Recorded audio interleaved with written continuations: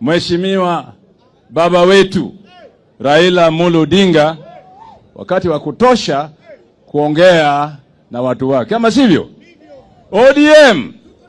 ODM. Sherehe ya leo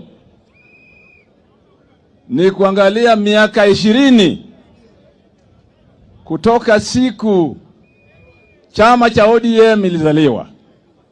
Lakini lazima tuangalia mbele. Kutoka leo miaka 20 tutafanya nini? Lazima tuwe na mpango sasa ya miaka 20 ijayo, ama sivyo? Sisi kama wazee wa ODM tumeshafanya mengi, lakini nyinyi kama vijana, miaka 20 iko mbele. Nyinyi mtafanya nini chama cha ODM na watu wa Kenya? Itikadi ya ODM ni kuangalia maslahi ya msingi ya wananchi wote, bila ukabila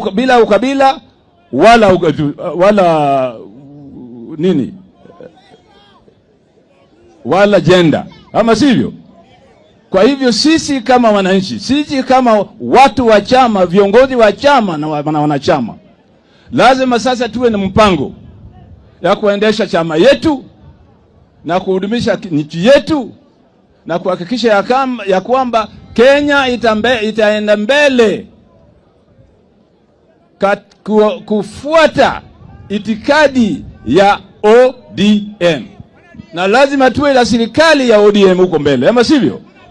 Na hapa tuna kiongozi Raila Amolo Odinga ambaye ako tayari kuongoza Kenya, na nyinyi mnasema ya kwamba mnasupport Raila Amolo Odinga.